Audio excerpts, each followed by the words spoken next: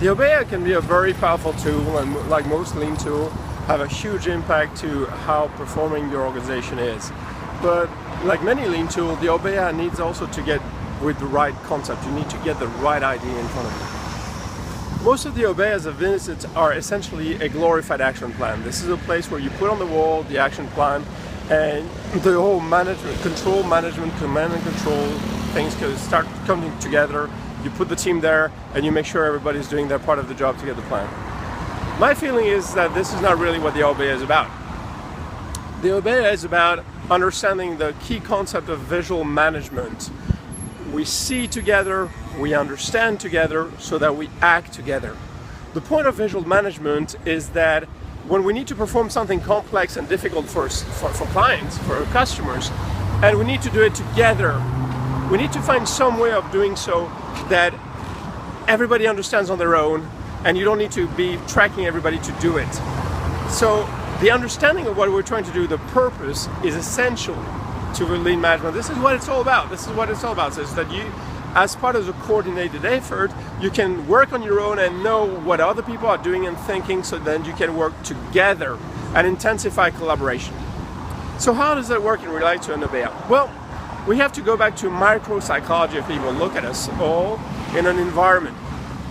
Most environments are complex. Most environments are ambiguous. You see here, I'm at a crossroads.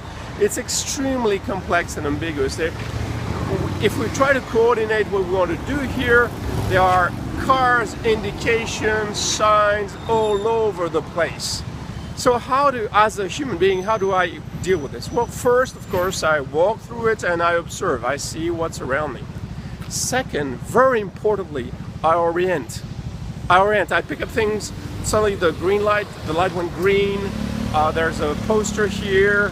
There are signs over there. So I orient in my environment. I look around and say, oh, this is there. If you look behind me, here's a taxi queue.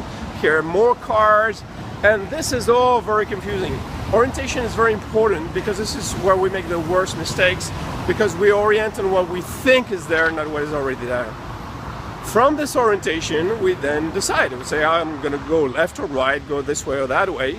And from this decision, we move to act. We take a step, we do something, we move ahead. So the cycle is observe, orient, decide, and act. Now, most Obeyas I see are focused on the last part, making sure everybody's acting on what has been decided. That actually is not the problem at all. It's not the issue. The issue is further upstream, is orient. How do we make sure that everybody intuitively understands the problem the same way and orients the way? One critical thing that always happens is as you get down to the action path, as you walk, if I start crossing the road, if I start walking, the action takes over the purpose. It becomes more important to do what I do than remember what the purpose is. And particularly when the purpose is customer satisfaction, this is very hard. We get so drawn into the process that we forget that the customer is at the end, and we need to give the customer some better satisfaction. So the first thing the Obeya has to do is orient towards what is the customer really after here.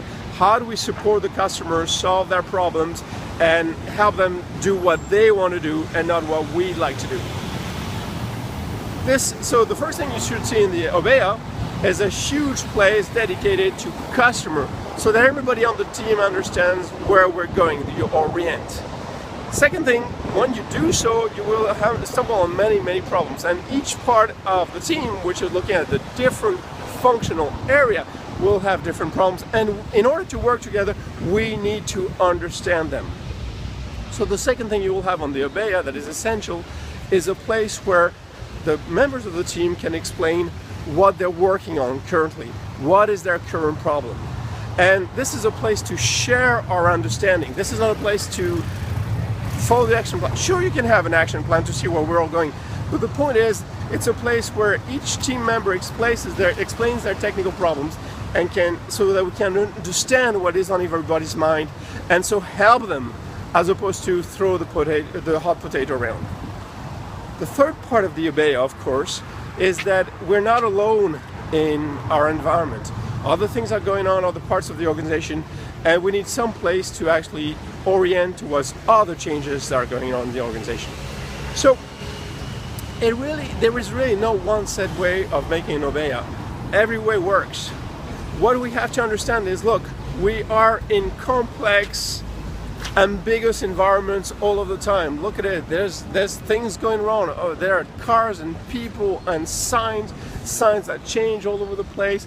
It is all very messy.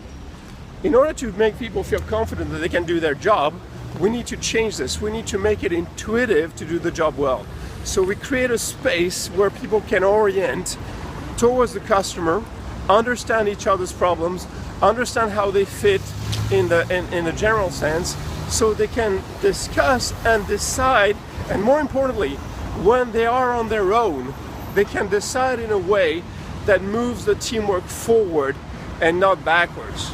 And this is really the most important thing is. So again, Obeya, like all these tools in Lean, is about better observation, better discussion to lead to better decisions.